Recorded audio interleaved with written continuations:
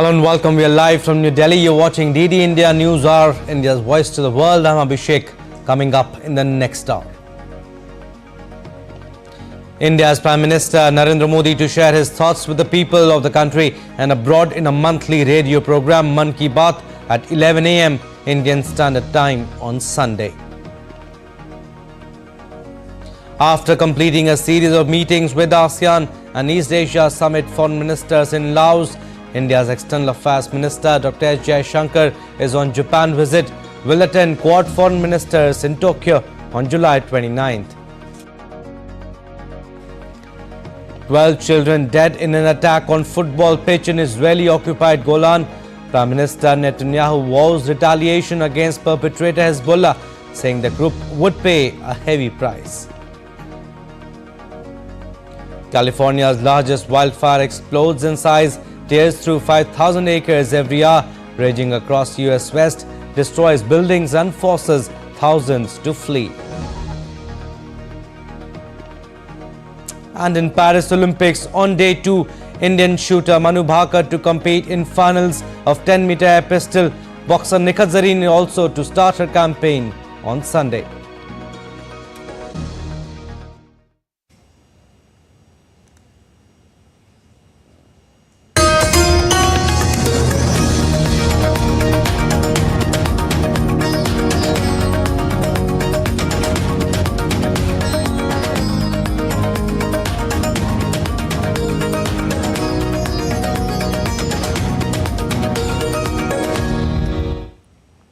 News in detail. Now, India's Prime Minister Narendra Modi will share his thoughts with the people of the country and abroad in Mann Ki Baat program at 11 a.m.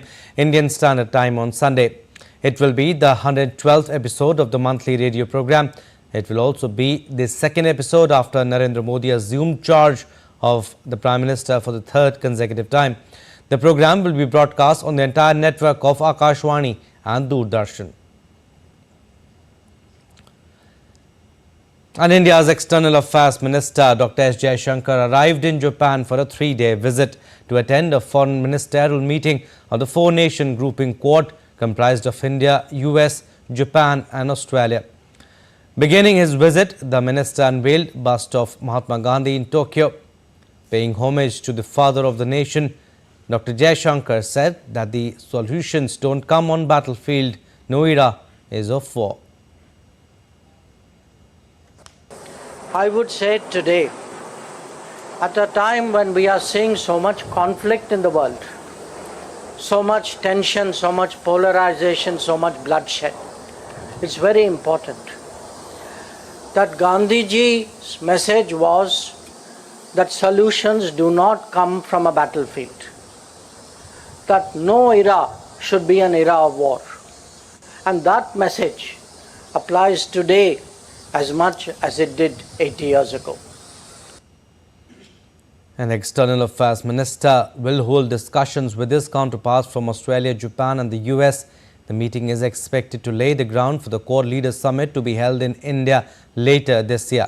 The Quad ministers will also exchange views on developments in the Indo-Pacific region, other regional and international issues, and reviewing progress on Quad initiatives and working groups.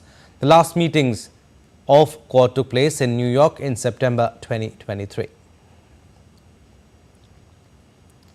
All right, we'll go across to Tokyo now. DD India's Chris Gilbert is joining us live from there. Chris, External Affairs Minister will take part in Quad foreign ministers meet tomorrow, that is on Monday. Tell us the significance of the meeting.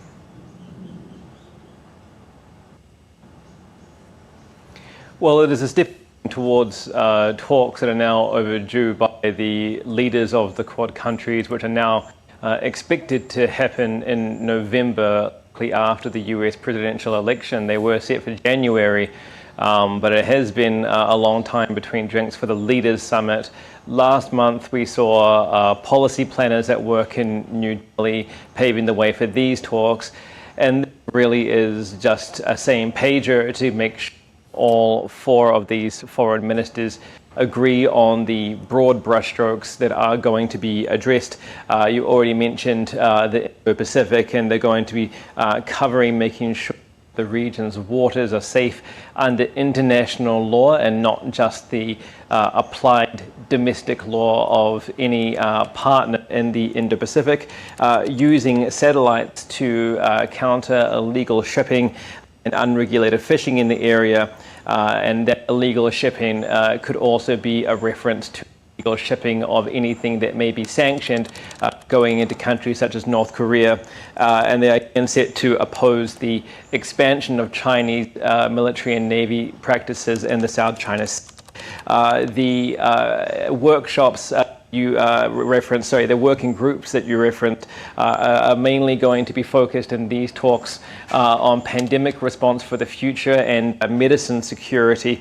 And they're also going to discuss future collaboration on the free and open Indo-Pacific term that all 4 Quad members have adopted to really refer to, experts tell me, the economic status quo and the preservation of the economic status quo, when it comes to the South China Sea, where $4 trillion of trade is through annually. There's also of rare earths and critical minerals, supply chain and supply line security for all of these countries, as well as aid development for other partners in the Pacific and, of course, the Pacific Islands, as many of these countries, particularly Japan and the US, look to win influence over global South countries, continue to counter China, as they say.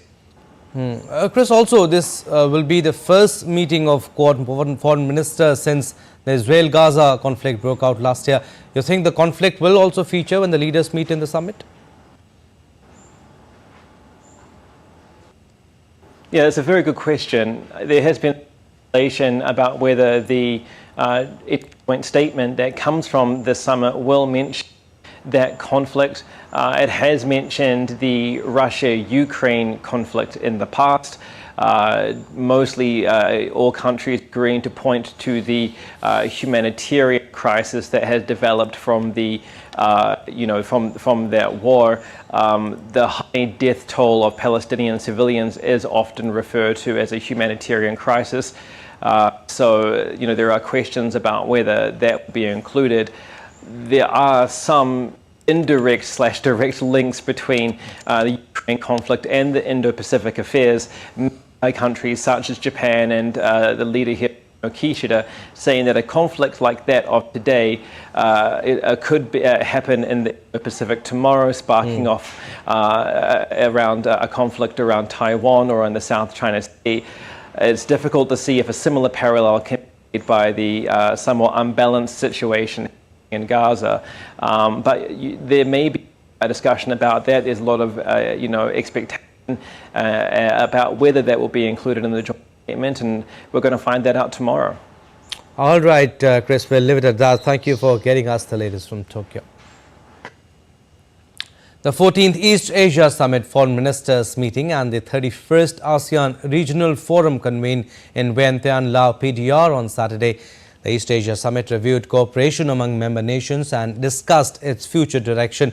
It also exchanged views on regional and international developments. At the ASEAN Regional Forum, India's External Affairs Minister Dr. S. Jaishankar stressed the necessity for the international community to take a robust stance against terrorism in all its forms. More in this report.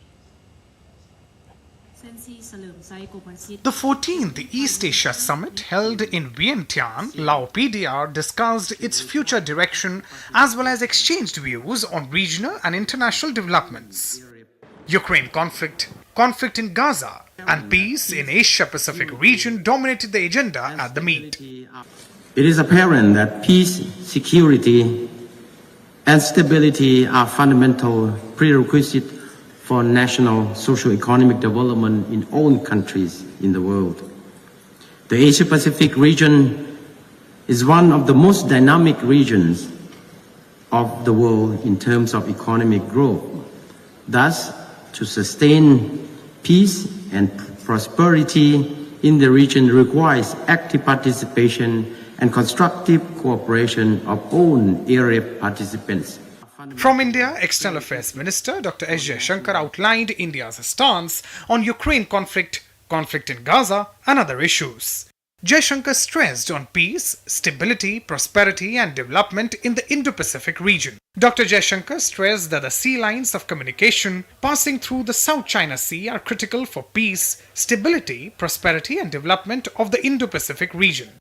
He said that the code of conduct should be substantive and effective, consistent with the international law and should not prejudice legitimate rights and interests of nations not party to discussions. On Myanmar, the minister said India's focus is on ensuring border security, countering transnational crime, mitigating violence and advancing connectivity projects, adding to our endeavours are mutually supportive in order to restore democracy. Leaders attending the meet in Lao PDR also held bilateral meetings on the sidelines of the ASEAN summit. US Secretary of State Antony Blinken held bilateral talks with Chinese Foreign Minister Wang Yi. Secretary Blinken raised concerns about Beijing's recent provocative actions in the region. Earlier, US Secretary of State Antony Blinken also spoke at Foreign Ministers' meet of ASEAN. Besides sharing his views on Russia-Ukraine conflict, nuclear threat from North Korea, Blinken also accused Beijing of escalatory and unlawful actions against the Philippines. Whether it's Russia's illegal invasion of Ukraine, the DPRK's nuclear weapons and ballistic missile programs, the ongoing and heartbreaking crisis in Burma, or the PRC's escalatory and unlawful actions taken against the Philippines in the South China Sea over the last few months. After the summit, top-level diplomats attended the 31st ASEAN Regional Forum to discuss security in the Indo-Pacific region. The ASEAN Regional Forum comprises of 27 member countries and was established in the year 1994. Dheeraj Das report for DD India. And with a view to further deepen its strategic partnership with ASEAN, India's External Affairs Minister Dr. S. Jaishankar held a series of high-level meetings on the sidelines of the ASEAN Foreign Ministers' meetings in Laos. New Delhi's focus on strengthening bilateral ties and addressing regional challenges was evident during these engagements. Here's a report. External Affairs Minister Dr. S. Jaishankar has reaffirmed India's steadfast commitment to the Association of Southeast Asian Nations, emphasizing its centrality to the country's Act East policy. On the sidelines of the ASEAN Foreign Ministers' meetings, he also held a series of high-level engagements to strengthen bilateral ties and address pressing regional issues. India and Laos pledged to deepen cooperation in development, defence and digital technology, reflecting the growing strategic partnership between the two nations. Dr. S. Jaishankar also commended Indonesia's leadership during the ASEAN chairmanship and expressed its appreciation for the contribution to India-ASEAN relations. As India seeks to enhance its partnership in the region, the meeting with South Korea focused on strengthening the special strategic partnership. With the European Union, discussions centered on deepening cooperation in trade, clean energy and emerging technologies. India and Singapore aimed to chart a new course for their bilateral relationship, while with Malaysia, the focus was on implementing initiatives to bolster bilateral ties. The ASEAN Post-Ministerial Conference provided a platform for India to articulate its vision for a peaceful and prosperous Indo-Pacific. New Delhi reiterated its support for Laos's ASEAN chairmanship and emphasized the importance of addressing shared regional challenges. Beyond economic matters, India also underscored its commitment to regional peace and stability. The Myanmar crisis and the complex dynamics in the South China Sea were key topics of discussion. India's position as a credible and balanced power in the region was reiterated, with a focus on diplomacy and dialogue as the path forward. As the region navigates complex geopolitical landscape, India's engagement with ASEAN has taken on increased significance. The meetings in Laos have reinforced India's role as a key player in the Indo-Pacific, committed to a rules-based order and inclusive growth. Its growing engagement was also underpinned by shared interests in economic growth, security and connectivity. By strengthening its ties with ASEAN member states, India aims to play a more influential role in shaping the region's future. Bureau Report, DD India. Alright, we'll slip into a very short break, but still to come on this edition of DD India News Hour. Setting a roadmap, Prime Minister Narendra Modi holds key meeting with BJP-ruled state chief ministers.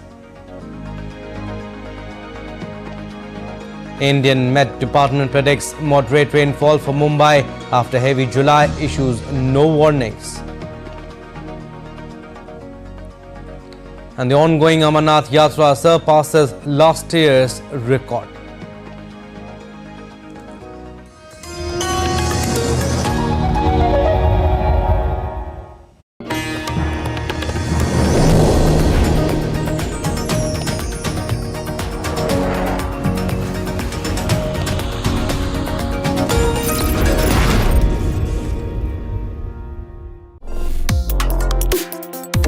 Complex issues, hidden agendas, twists and turns, strategic games.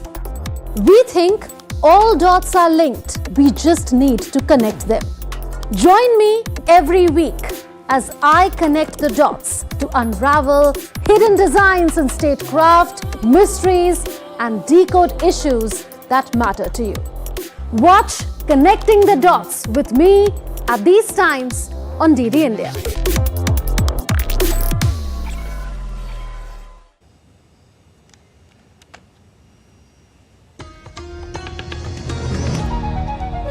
Welcome back. You're watching DD India News Hour. I'm Abhishek Mahajan. Bharatiya Janata Party's top leadership, including Party President JP Nadda, Union Home Minister Amit Shah and all Chief Ministers and Deputy Chief Ministers of states ruled by the party are attending a crucial meeting at the BJP headquarters under the leadership of Prime Minister Narendra Modi. The meeting will also focus on enhancing state-centre coordination to improve collaboration between states and the central government. In the Kashmir Valley, a group of 2 to 3 terrorists taking advantage of bad weather and poor visibility crossed the line of control in Machhal sector of Kupwara district in North Kashmir and opened fire on a forward army post from close range. The alert troops responded decisively, resulting in the death of one Pakistani intruder and the recovery of weapons and ammunition. The identification and affiliation of this Pakistani national is being ascertained. During the intense firefight, 2 soldiers sustained severe injuries and were evacuated to the base hospital in Srinagar. One of the soldiers succumbed to his injuries while the other is in stable condition. All right, we'll go across to Srinagar. Salman Qazi has the latest from there. Salman, terrorists taking advantage of bad weather and crossing the line of control. What more you can tell us? This encounter happened yesterday, and what we have been informed is that there was an attack on the forward post of the army in which 2 soldiers sustained injuries. One of them later, unfortunately, has come to his injury. In this action, one Pakistani intruder has been killed, and arms and other documents have been recovered from him. The security forces will probably be briefing the media about the affiliation and the identification of the killed intruder, and I think this encounter right now has been over. There has been no exchange of fire, but the security forces are still on the lookout and on alert to basically thwart any further attempts of infiltration in the area. Salman, any information on the arms and ammunition that have been recovered, and also 2 soldiers sustained severe injuries. All injured soldiers evacuated from the operation site in Kupwara? Yeah. Both the soldiers had been evacuated successfully, but unfortunately, one of the soldiers later succumbed to the injuries. The arms that have been recovered include AK-47 and other ammunition and a few other warlike stores. And there have been some documents also that have been recovered. The security forces are studying these documents and other things, and they will come up with a press conference later on, and will elaborate on the identification and affiliation of the killed intruder. All right, Salman, we'll leave it at that. Keep tracking this story. We'll keep taking updates from you. Several parts of India, including Delhi, NCR, Gujarat and Assam, have been experiencing heavy rain for the past few weeks. The India Met Department has issued a yellow alert for Delhi, predicting heavy rains in the coming days. Himachal Pradesh, capital Shimla, received fresh rainfall on Saturday, with more expected over the next 3 days. The monsoon has been weak in Himachal Pradesh this year, resulting in less rainfall. In Odisha, people of 18 villages in Malkangiri district were cut off from the rest of the state due to a major landslide following heavy rains due to a well-marked low pressure. Large swaths of eastern Rajasthan recorded heavy to very heavy rain, with Chittorgarh recording the highest rainfall at 8 cm during a 24-hour period. And in Mumbai, amid heavy showers every day, the India Met Department has issued a yellow alert for the Maharashtra capital Mumbai. An orange alert has been issued for 8 districts of Maharashtra. In a relief to the Mumbaikars, the Met Department has said that the city will be witnessing moderate rainfall in the upcoming days. This comes after the city received over 2000 mm rainfall since the onset of the monsoon. All right, we'll go across to Read India's Yogesh Sheetal is joining us live. Yogesh, how's the situation there in western Maharashtra especially? Is it under control, and is the situation stable in Kolhapur city also? Tell us the latest. Abhishek, I am in Kolhapur, and what we have been witnessing here since last few days, the western pockets of Maharashtra, particularly Kolhapur, Sangli, Pune, Satara, these are the pockets of western Maharashtra which are badly and severely affected because of incessant rains and flooding, waterlogging in the key places. Particularly, you can see behind me the Panchganga rivers, which is already flowing above the danger mark. The danger mark is 43 feet, and currently the river is flowing above than 47 feet. So the water has entered in most of the villages also. You can see on my left side there is a bridge called Panchganga bridge. There are two main bridges here in Kolhapur. One is Panchganga bridge which connects Pune to Kolhapur, and the another is Shivaji bridge which connects Kolhapur to Ratnagiri. Currently the Shivaji bridge has been restricted by the district administration to ensure the safety of the commuters. At the same time, NDRF has already they are on their toes. Multiple teams have been deployed at various sector wises in Hatkalangle Taluka, where some villages were disconnected because of water entered in the key areas, and the connectivity was lost. The NDRF rushed yesterday, and some people were also evacuated from there. We have one local engineer here. Just tell us in brief what are the situations in these pockets. Sir, I am from Kolhapur. Okay. We are doing 6-laning works of Satara Kagal road. The current situation is what is 43 feet level is danger level, and current water level is 47 feet 7 inch. Okay. That's means that's 100 feet level, and existing flood level difference is only 3 feet 5 inch. Okay, so there are two rivers. In fact, Abhishek, let me tell you that first is Panchganga and another is Varna river, which basically flows in that area, particularly Hatkalangle area. And recently we have also seen that how in Sangli, Southern Command of Indian Army, which is located in Pune, have deployed 100 soldiers were there. So not only the southern part of Indian Army, the 5th Battalion of NDRF, also the district administration, including the agencies, civic bodies, ambulances, fire brigades. These are the agencies that have also been mobilized to ensure there is no any untoward incident could take place. At the same time, yesterday some political leaders, also the Guardian Minister of Kolhapur, Hassan Musrif, had also visited the affected families and assured government aids to them. So currently the situations are under control as far as the predictions of IMD is concerned. Today the less intensity is expected in these pockets. So we can say that maybe a breather for the days to come in Kolhapur and western pockets. All right, Yogesh, we'll leave it at that. Thank you for getting us the latest from Kolhapur. The ongoing Amarnath Yatra surpassed last year's record. Over 4.51 lakh pilgrims have so far paid their obeisance at the holy shrine.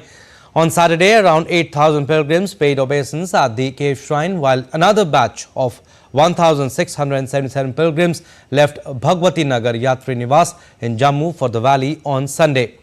Due to extraordinary security arrangements, the Yatra has been proceeding peacefully and smoothly this year. This year's Yatra will conclude on August 29th, coinciding with Shravan Purnima and Raksha Bandhan festivals.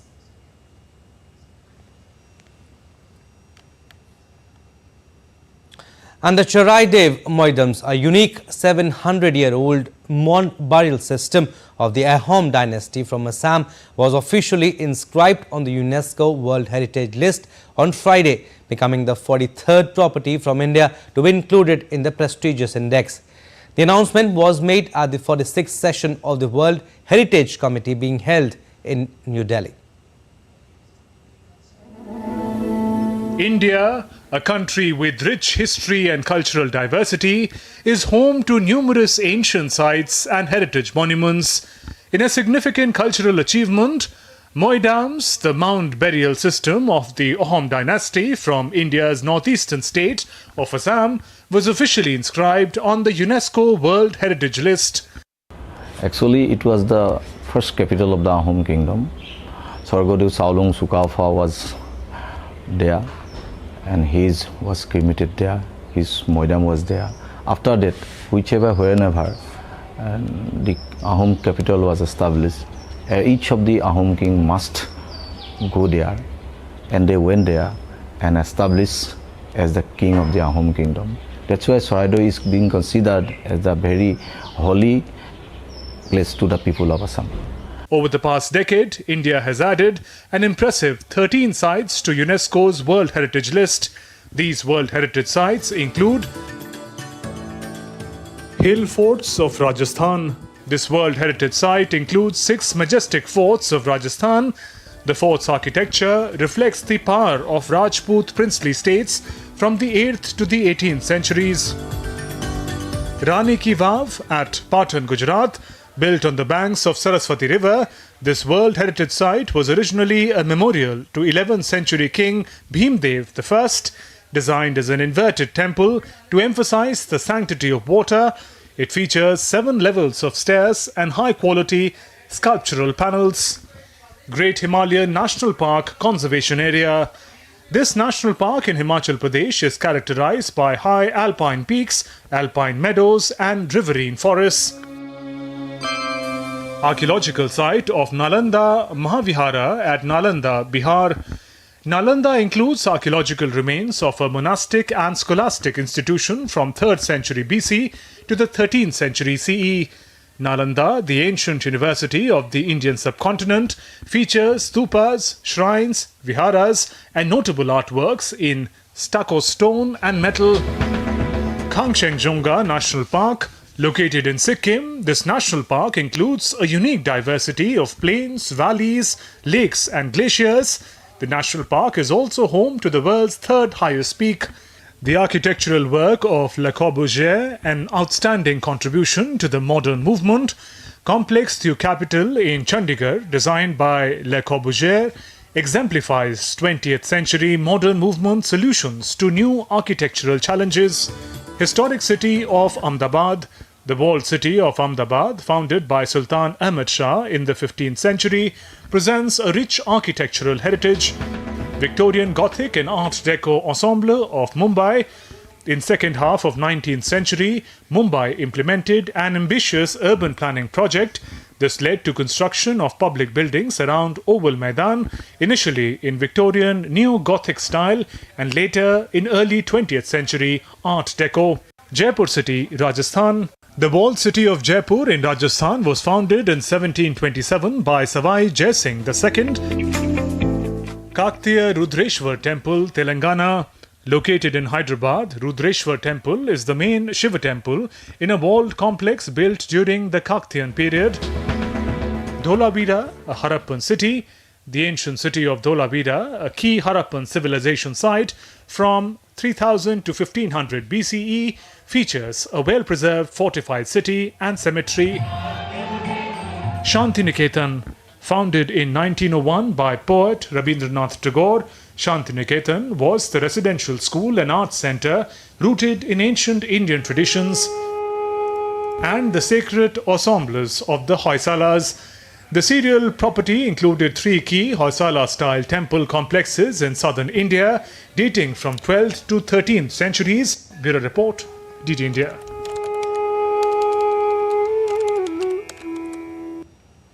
All right, now let's take a look at other stories making news. With an aim to attract girls towards the horticulture sector, the Udhampur Horticulture Department of Jammu and Kashmir started a skill development program on Saturday. This is a 15-day skill development program for girl students under new education policy. The event witnessed huge participation of girls from the adjoining areas. Former Union Minister and ex-Army Chief General V.K. Singh flagged off the Mumbai-Kargil Soldier-a-thon 2024 at military station Kolaba in Maharashtra on Sunday morning in the honor of the soldiers. It is an extraordinary tribute marathon dedicated to the silver jubilee of India's victory over Pakistan in the Kargil war. And Uttarakhand's Nainital is famous for its homemade candles. These candles are a huge part of its tourism industry and have remained a choice for souvenirs. The candles remind you of the fragrance and the cool breeze of Nainital and is a great token to take back home. The hill station has other popular specialities also for shopping, ranging from woolens to the brass items.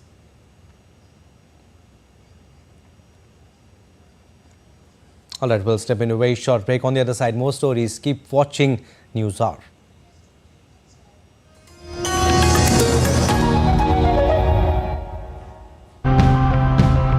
We simply throw things away when we're done using them, be it a cup, an old shirt, or a used battery. But we can do a lot better.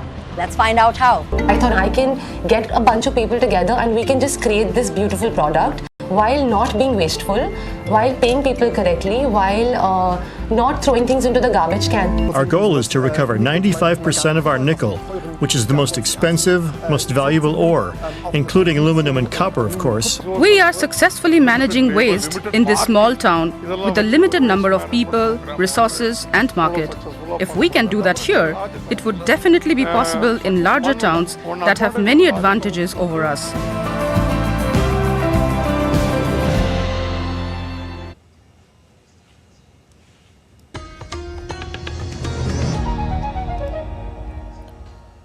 Welcome back. You're watching DD India News Hour. I'm Abhishek. Recap of what we have done so far. India's Prime Minister Narendra Modi to share his thoughts with the people of the country and abroad in a monthly radio program Mann Ki Baat at 11 a.m. Indian Standard Time on Sunday. 12 children dead in an attack on football pitch in Israeli-occupied Golan. Prime Minister Netanyahu vows retaliation against perpetrator Hezbollah, saying the group would pay a heavy price. And in Paris Olympics on day 2, Indian shooter Manu Bhaker to compete in the final of 10-meter air pistol. Boxer Nikhat Zareen is also to start her campaign on Sunday. In the deadliest attack in Israel since October 7, 12 people including children were killed when multiple rockets hit a village in the Golan Heights on Saturday. The Israeli military said a rocket fired the powerful Lebanese militant group Hezbollah fell on the Druze town of Majd al-Shams, a claim denied by the group.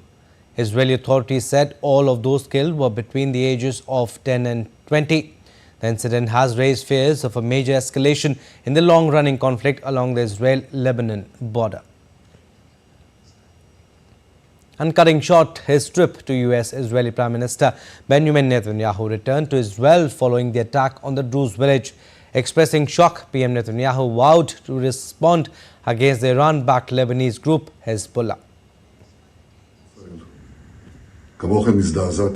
Citizens of Israel, like you, I was shocked to see the horrific photos in the wake of Hezbollah's murderous attack in Majd al-Shams. Among those who were murdered are young children who were playing soccer and others. All of our hearts are broken over these sights. I can say that the state of Israel will not let this pass in silence, will not overlook this. A news coming in, Israeli aircraft carried out multiple strikes at Hezbollah terror targets, both deep inside Lebanese territory and in southern Lebanon. And the attack is in repercussion after Hezbollah launched a rocket on a football ground in the Israeli-occupied Golan Heights, killing 12 people, including children. We'll keep you updated on this. But moving on to our next story now, US Republican presidential candidate Donald Trump told an audience of cryptocurrency enthusiasts that Bitcoin was going to the moon and that he wanted the US to lead the way. Trump addressed a cryptocurrency conference in Nashville on Saturday in an effort to quote crypto enthusiasts ahead of the November elections. He vowed to make the US the crypto capital of the world. During the campaigning, Trump urged people to vote judiciously as his opponent Kamala Harris is against crypto. Bitcoin is not threatening the dollar. The behavior of the current U.S. government is really threatening the dollar. The problem is that Kamala is worse than Joe. She's worse. And she's against crypto, by the way, and she's against it very big. So I just want to let you know, you got to get out. You got to get out and vote. And in another rally in Minnesota on Saturday, Donald Trump asserted that Democrat presidential candidate Kamala Harris would destroy the country, criticizing her on issues ranging from public safety to immigration. Take a listen.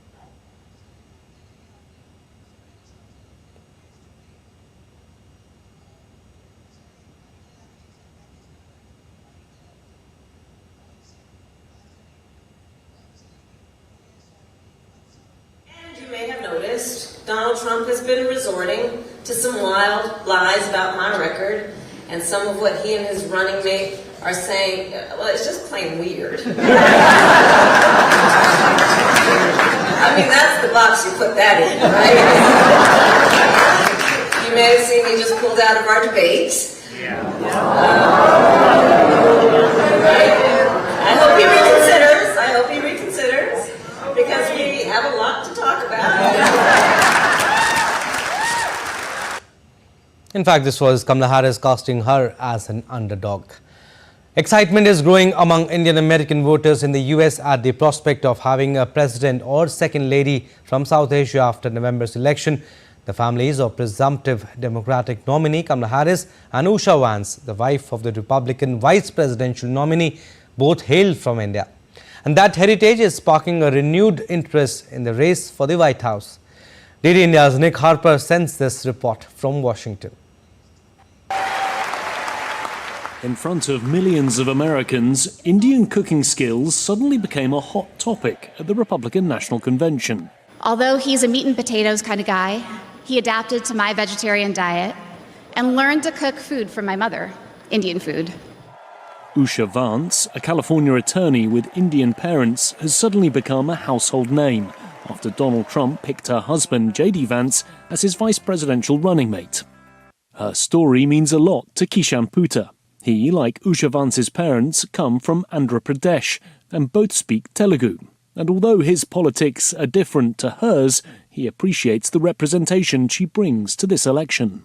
Our politics and elected politics is not very diverse, and we don't see many people who look like us in the leadership positions of this country. We can get beyond party labels and partisan politics and just appreciate that multiculturalism for itself is it's a positive step.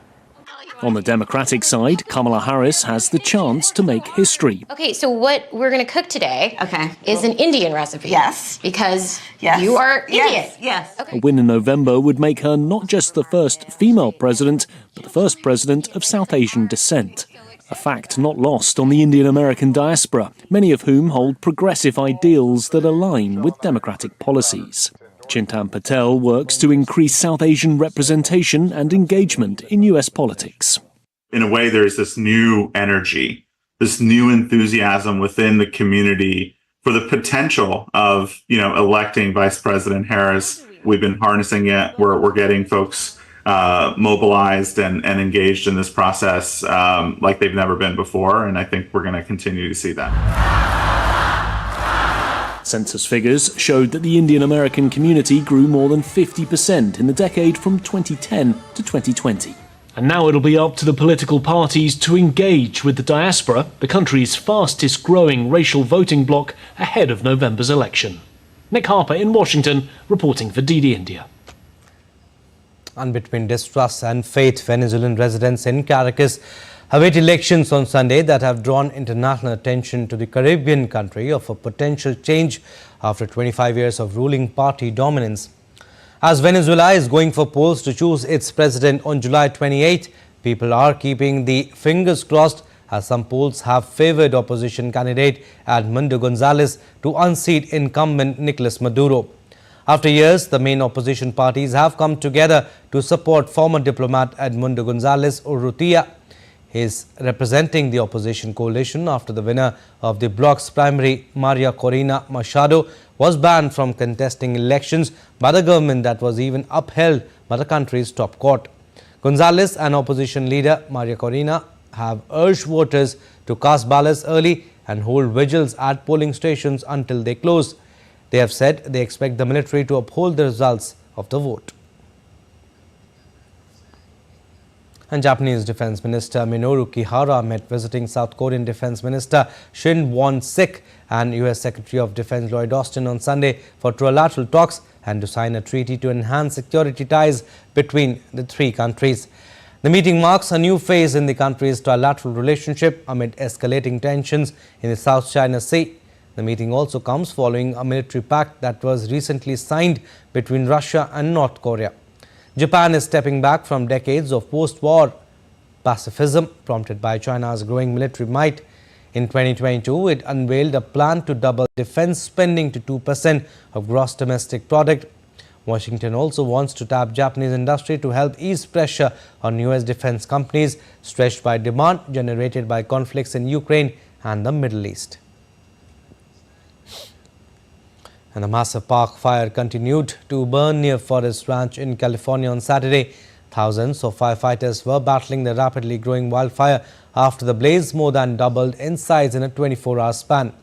As per the California Department of Forestry and Fire Protection, the park fire had burned more than 350,000 acres north of the state capital city of Sacramento as of Saturday afternoon. The authorities said more humid air were expected in the region, potentially helping efforts to slow the spread of the fire. The fire has destroyed 134 structures. Evacuation orders and warnings were issued for multiple communities in several counties. And Storm Gamy wreaked havoc in mainland China after lashing in Taiwan and the Philippines. More than 150,000 people living in the southeastern Chinese were relocated to safer areas in anticipation of the storm. It comes after widespread flooding and landslide across Taiwan and the Philippines that killing at least 21 people. Emergency flood control and rescuing work has been intensified in parts of China battered by heavy rainstorms. As Typhoon Gamy continues to move further in central China, the authorities have upgraded its emergency response measures.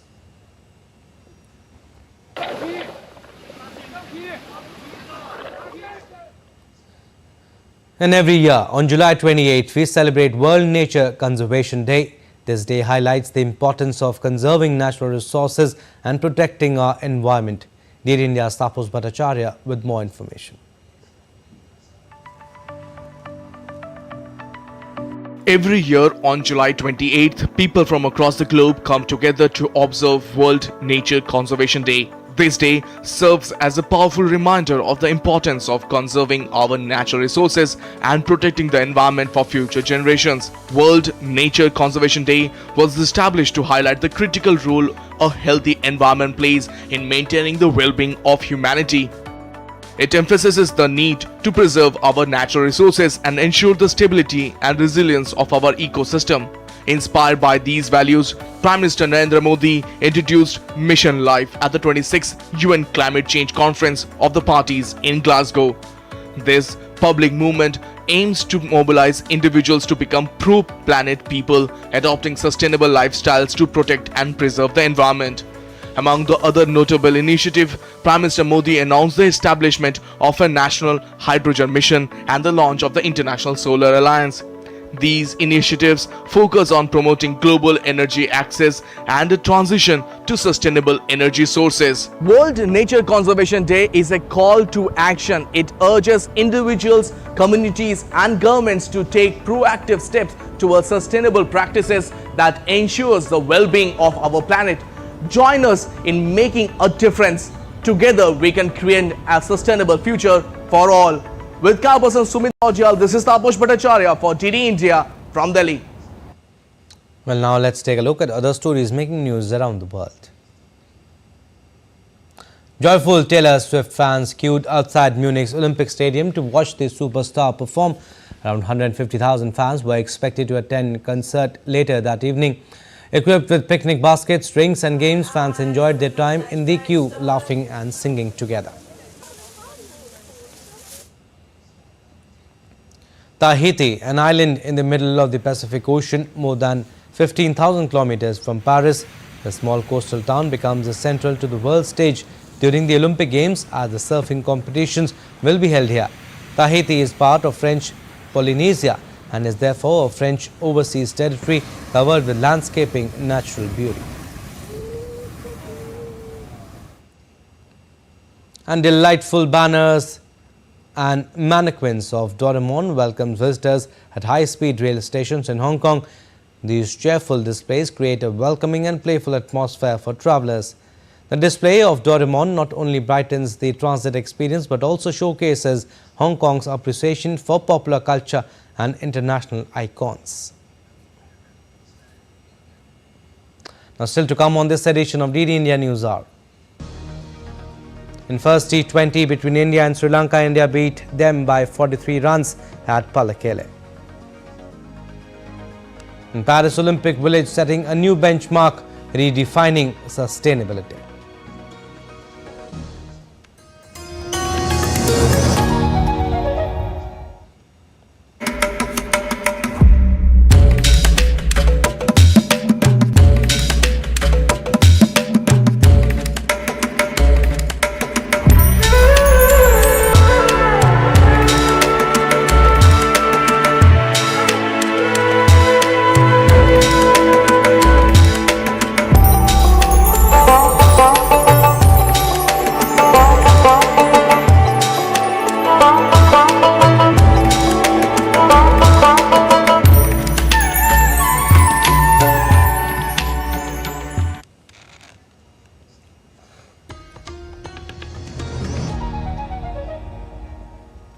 Welcome back. You're watching DD India News Hour. I'm Abhishek Mahajan. In Tanzania, myths and misconceptions about albinism run deep, leading to discrimination and brutal attacks, as body parts of individuals with albinism are highly sought after for use in witchcraft, believed to bring wealth and luck. To support the government's fight against the killing of people with albinism, individuals with disabilities are using spots to raise awareness about the condition. DD India's Isaac Lucando has more. Under Dar es Salaam's hot sun, the Albinism Sports Club, a third division league football team composed of 99% people with albinism, faces off against Sauti Para, a team of young people with physical disabilities. They believe that increased awareness will help quell a recent spate of attacks against people with albinism. Society should understand that albinos do not bring riches. If it was the case, then we would be the first to get wealth, because our entire bodies have albinism. We would possess that luck that's being sought after. Tanzania has one of the highest incidences of albinism in the world, with 1 in every 1,429 live births being albino. The United Nations says due to limited awareness, people with albinism suffer from discrimination, stigmatization, and social exclusion. For some, this may be an ordinary football match, but for the young men on this pitch, it represents a battle for recognition and an opportunity to improve their quality of life despite their disabilities. Statistics show that at least 75 people living with albinism in Tanzania have been killed in targeted attacks between 2000 and 2015, during which only 10 people were convicted. Following a brief lull, 2 incidences of abductions of people with albinism have so far been reported this year. The Paris Olympic Village is redefining sustainability for the Games. This village, featuring 16,000 cardboard beds, is a significant stride towards eco-friendliness. The revamped menu, with over 60% vegetarian options, helps reduce the event's carbon footprint. This environmentally friendly approach significantly lowers energy usage and reduces the carbon footprint associated with the Games. Paris is setting a new standard for sustainable Olympic villages. Alright, that's all for this edition of DD India News Hour, but do let us know your thoughts on the news of the day. For those on the go, you can get all the latest news and updates from India and across the world on DD India mobile app. The app is available on both Android and iOS. Scan the QR code on the screen to download now. And we'll be back with more news as it breaks here on DD India. I'm Abhishek. From all of us here in Delhi, thanks for watching DD India News Hour.